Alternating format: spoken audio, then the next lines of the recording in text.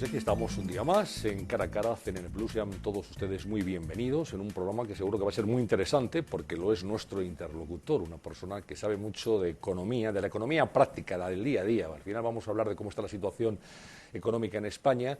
Lo hacíamos ayer con Jordi Sevilla, si recuerdan, y hoy vamos a seguir ahondando cuando hay bastantes noticias hoy que vienen a unirse a lo que es la actualidad. Por ejemplo, la edad de jubilación, hablaremos de ella, o lo que ha dicho Rubini en el foro de Davos, o las previsiones del Fondo Monetario Internacional. Hay muchos aspectos interesantes en el horizonte que vamos a desbrozar hoy con la presencia en Cara a Cara de Claudio Boada, que es el presidente del Círculo de Empresarios. Señor Boada, sea usted bienvenido. Muchas gracias. Es la segunda vez que está en este programa.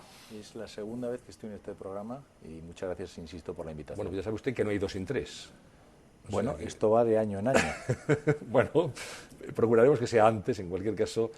Le pediría que hiciera un poco de pedagogía para los espectadores que no controlen lo que son las organizaciones empresariales, públicas y privadas, en fin, que nos explique qué es el Círculo de Empresarios.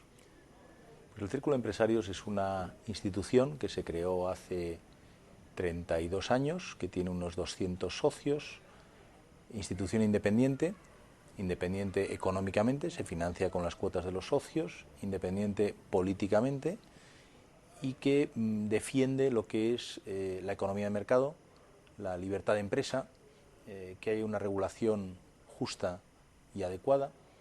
En definitiva, nos dedicamos también quizá pues a expresar nuestra opinión sobre lo que es la política económica y cómo creemos que debe ser la política económica en sentido amplio, de forma que ayude al bienestar de los ciudadanos y que mejore la competitividad de un país, en este caso de nuestro país, de España.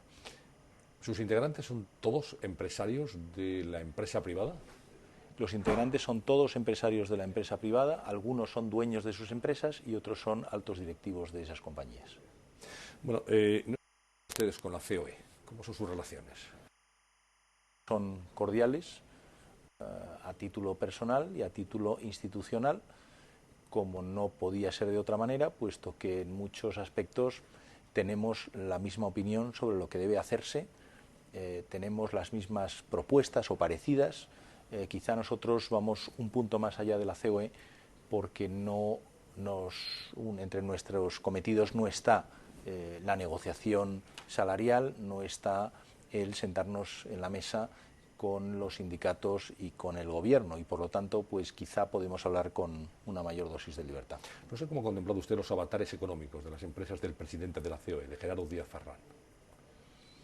Bueno, es evidente que está teniendo problemas en algunas de sus empresas, algunos problemas serios, problemas que yo lamento que haya instituciones que los airen, porque creo que se transgrede un principio de confianza entre lo que es cliente e institución financiera, pero lo que no me parece justo, lo que no me parece razonable es que una persona que hace 43 años, que es empresario, que ha levantado empresas, que ha creado miles de puestos de trabajo, por unos hechos que han acontecido en los últimos 6 meses, esté sometido a un linchamiento público de esta magnitud.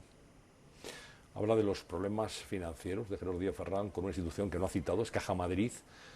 Hoy se ha producido el relevo un par de horas en Caja Madrid. Rodrigo Rato en sustitución de Miguel Blesa. Da la bienvenida a esta llegada a la entidad bancaria, a la entidad, en este caso, la Caja de Ahorros de Rodrigo Rato, el antiguo ministro de Economía y exdirector general del Fondo Monetario Internacional. Yo creo que Rodrigo Rato es una persona tremendamente competente. Estoy seguro que va a hacer un gran trabajo como presidente de Caja Madrid y yo desde luego le deseo a él y a la Caja todo lo mejor.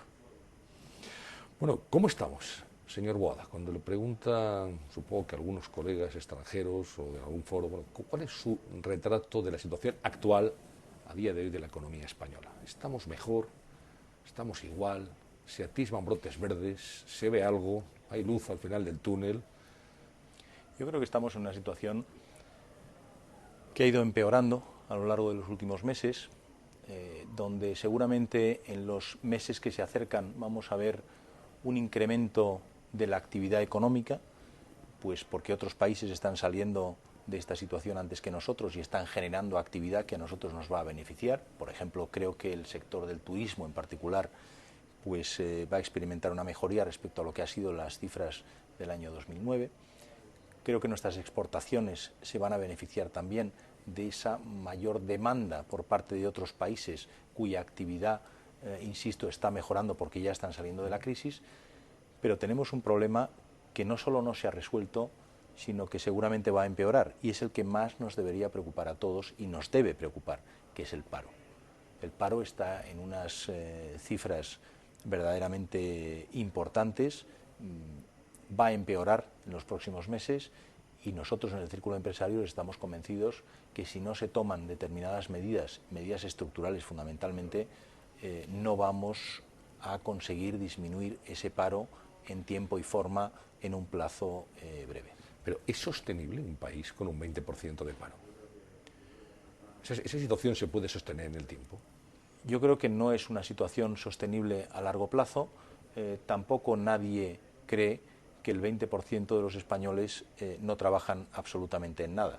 Y me estoy refiriendo a que hay un frente, que es el de la economía sumergida, que está creciendo. Tenemos además una situación en España seguramente mejor que en otros países si se les produjera una situación parecida, que es la red social que supone pues la ayuda de las familias, de los amigos, de gente que de alguna forma pues puede paliar esa situación de paro y de falta de ingresos de una persona. Pero claro, si nos dice desde el gobierno lo peor ya ha pasado, vamos a salir, y vamos a salir con los países de nuestro entorno. Vemos luego, ahora hablaremos del Fondo Monetario Internacional, que las previsiones no son esas, y usted nos dice, por ejemplo, que va a aumentar el paro en los próximos meses. No lo digo yo. A las dramáticas, no, nos lo dice corrobora. El señor Corbacho también. A las dramáticas cifras de paro actuales hay que unirle, en el mes de enero, por ejemplo, 100.000 parados nuevos. Correcto. Y bueno, la situación, usted habla de medidas que hay que tomar con carácter de urgencia. ¿Cuáles son esas medidas? ¿Y por qué no se toman? Yo creo que antes se refería a la crisis y si hemos tocado fondo o no. Yo creo que no hemos tocado fondo. ¿Todavía no hemos tocado fondo? Yo creo que no hemos tocado fondo. Yo creo que, afortunadamente, se están empezando a ver situaciones y medidas que se están tomando que seguramente tenían que haberse tomado hace unos meses, pero más vale tarde que nunca. Me refiero, por ejemplo, al ejercicio valiente que ha hecho BBVA ayer con las provisiones adicionales de los activos inmobiliarios en el sector de la promoción inmobiliaria que tenía en sus balances, ¿no? Creo que es un paso adelante, creo que es un tema que cuanto antes se regularicen situaciones como esa, mejor será para el sector financiero en su conjunto. El tema de las pensiones que se está abordando es algo que desde el Círculo venimos pidiendo hace años y bueno, parece que ya finalmente se van a empezar a tomar medidas respecto al sistema de pensiones para mejorarlo, puesto que está en una situación también difícil de cara a futuro y difícil que no se me malinterprete. Yo no digo que el sistema de pensiones vaya a quebrar, no va a quebrar, pero si queremos mantener el nivel de prestaciones a futuro hay que tomar una serie de medidas y bueno, parece ser que algunas de ellas ya se están empezando por lo menos a plantear.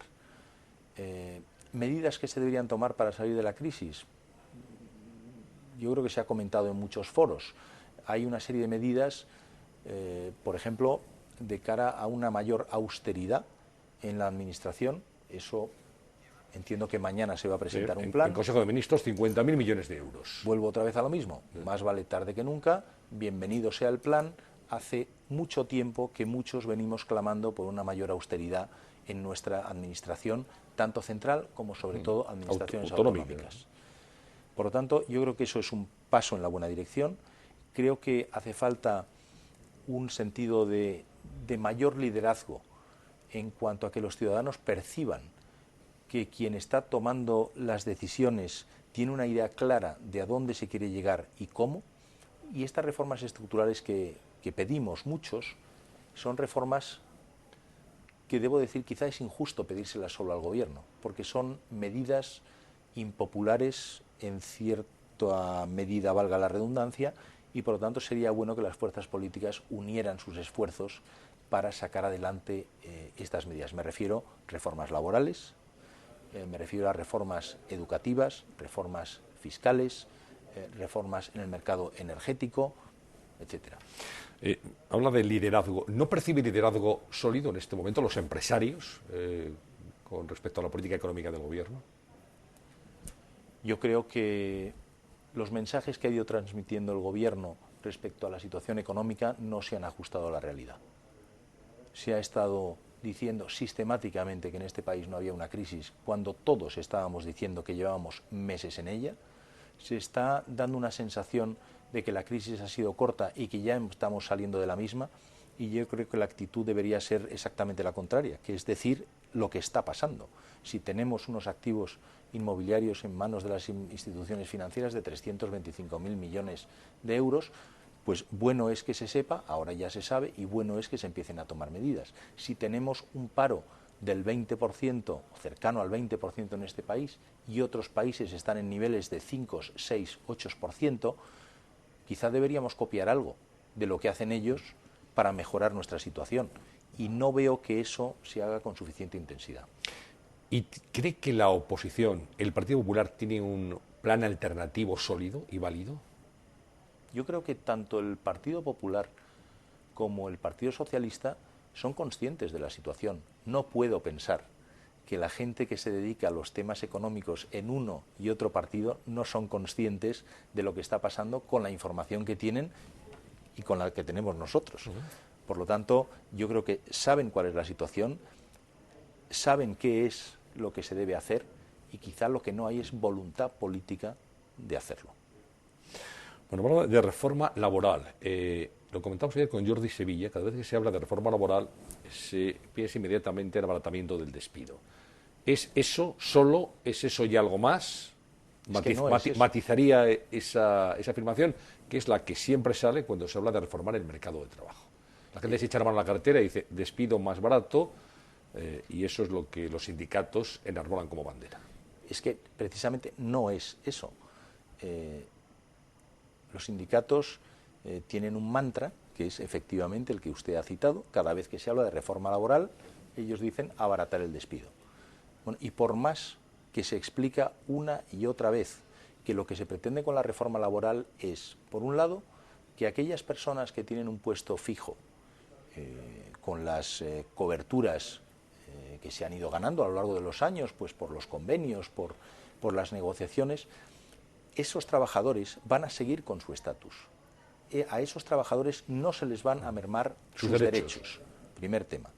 Y tema muy importante. Entonces, ¿de qué estamos hablando? Estamos hablando de los que están o bien en precario, que tienen contratos temporales de muy corta duración, donde no hay motivación ni por parte del empresario de cara a la formación del trabajador, ni por parte del trabajador de implicarse en la empresa porque sabe que va a estar pocos días, semanas o meses, y también al colectivo de los que están en paro.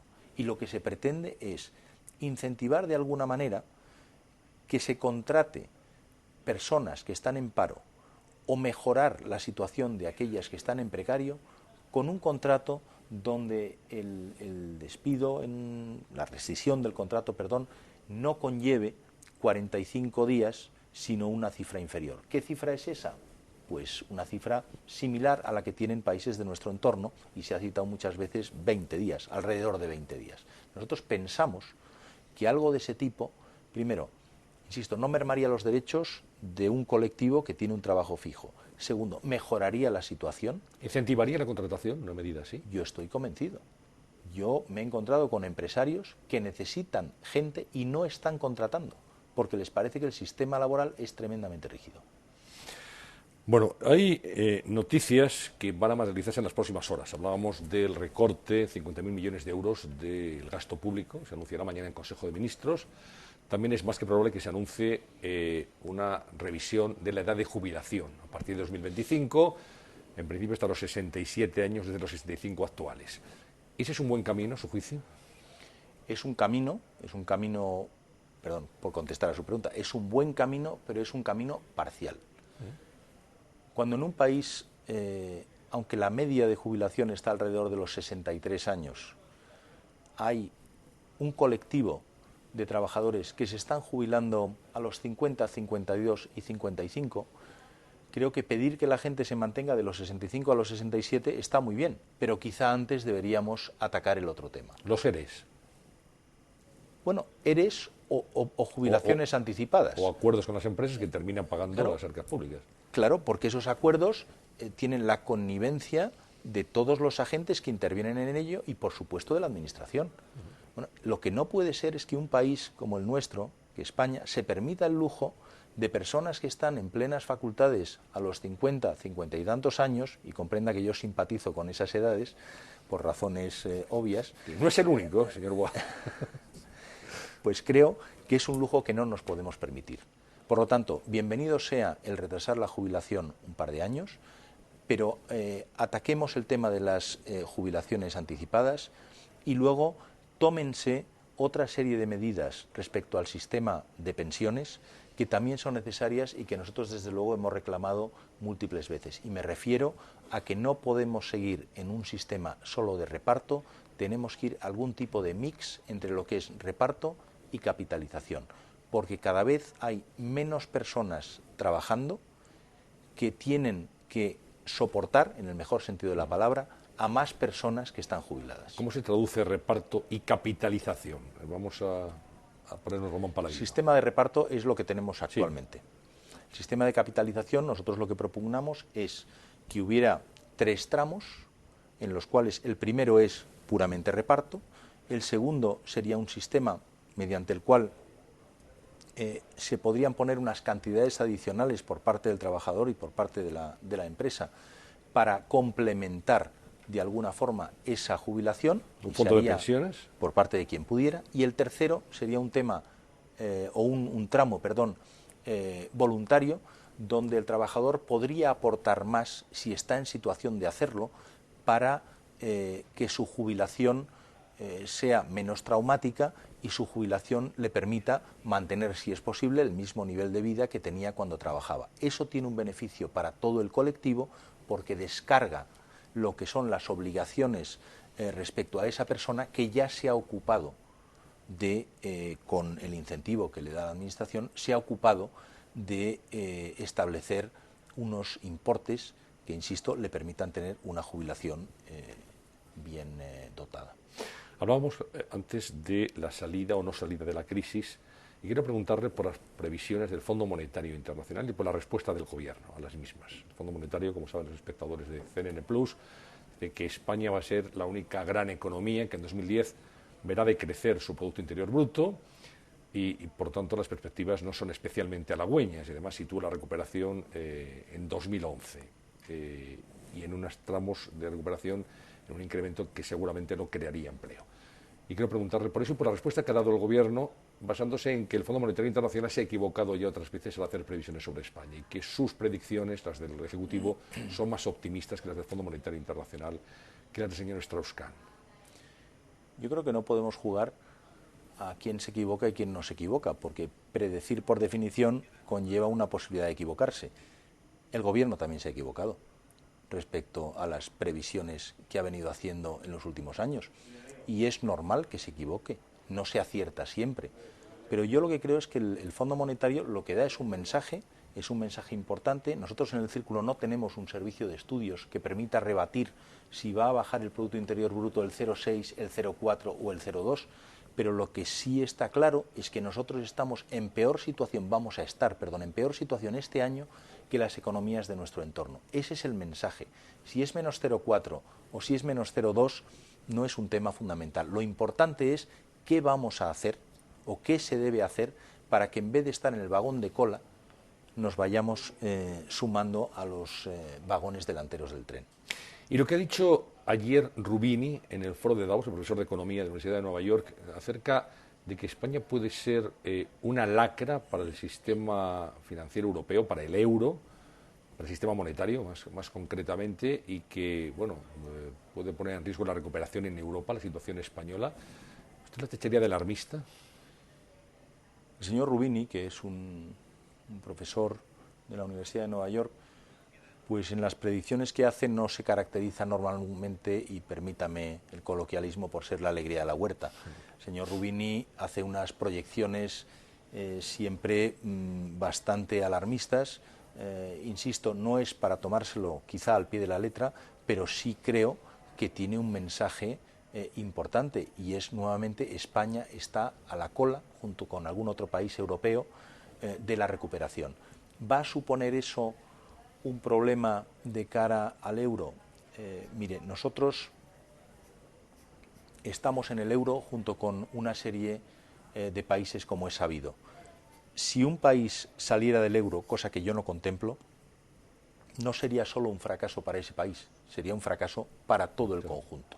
Por lo tanto, ya se ocuparán los demás países de la zona euro y el Banco Central Europeo de tomar las medidas necesarias, y Bruselas, para que ese país tome medidas que le vuelvan a llevar a la senda del equilibrio presupuestario, a la senda de una economía ortodoxa.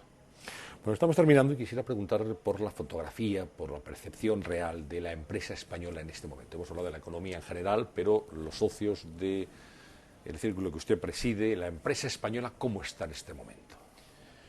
En la empresa española, generalizar es difícil. Sí. Yo creo que hay una serie de empresas grandes y no tan grandes que llamamos empresas españolas porque tienen sus sedes sociales en España, pero que su actividad trasciende nuestras fronteras.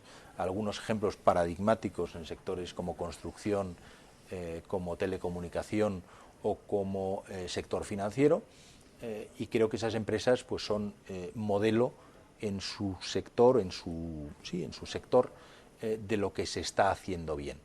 Luego hay otra serie de empresas medianas que también han tomado de alguna forma ese camino de la internacionalización, y luego tenemos una serie, o muchas, empresas pequeñas y medianas empresas, que quizá tienen más dificultad para capear un temporal, tienen menos recursos, menos sofisticación en algunos frentes para capear el temporal de una crisis como la que tenemos ahora, pero lo que estoy seguro es que muchas, han hecho los deberes en cuanto a ajustar costes, me refiero a costes de administración también, a vender mejor, a ser más eficientes, y cuando venga la recuperación, que vendrá, y todos deseamos que sea más bien antes que después, podrán aprovechar este ejercicio de austeridad que han estado haciendo durante estos años, que nosotros, insisto, reclamamos a las administraciones públicas y que parece que mañana se van a tomar las primeras medidas para ello. Pues informaremos de ello aquí puntualmente. En CNN Plus quiero agradecerle su presencia.